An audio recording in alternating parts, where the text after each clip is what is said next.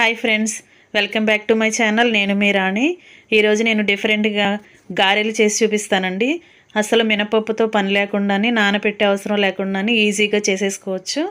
దానికి కావాల్సిన పదార్థాలు: 2 కప్పులు అటుకులు, ఒక 2 టేబుల్ స్పూన్లు శనగపిండి, చిల్లీ ముక్కలండి ఇవి, పచ్చిమిర్చి ముక్కలు, జీలకర్ర, అల్లం ముక్కలు, కరివేపాకు. ఇలా తీసుకుని సాల్ట్ అండి ఇది ఇలా తీసుకోండి.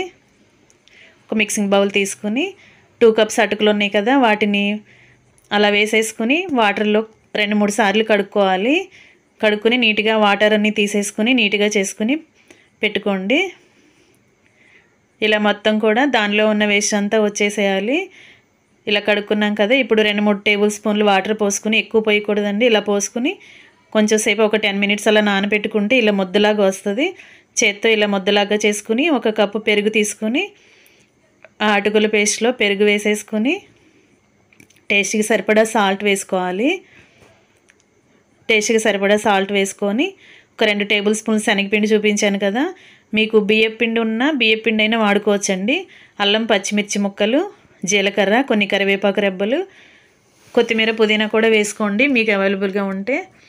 అలా వేసుకుని మొత్తాన్ని కూడా ఒక ముద్దలాగా చేసుకుందాం.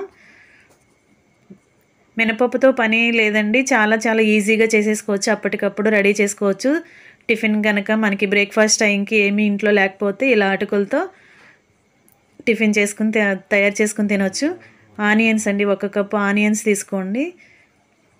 ఇలా ఆనియన్స్ కూడా చిన్న ముక్కలుగా కట్ చేసుకుని ఆ పిండి ముద్దలో కలిపేసుకుందాం. మొత్తం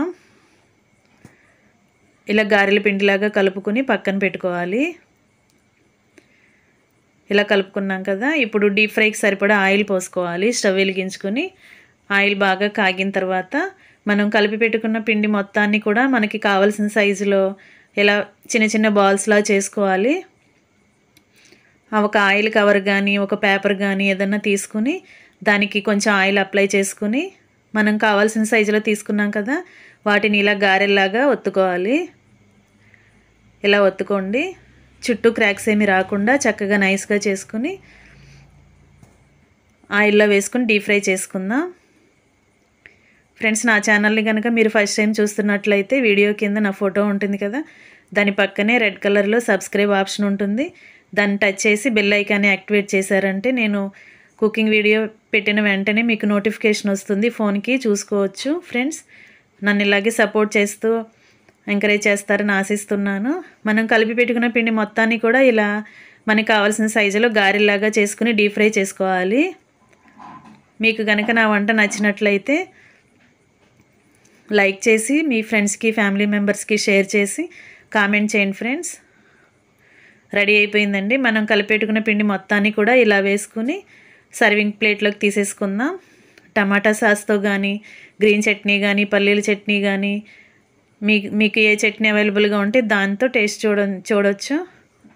మీ అందరికీ ఖచ్చితంగా నచ్చుతుంది. Friends, thanks for watching. నేను మీ రాణి ఎరంశెట్టి.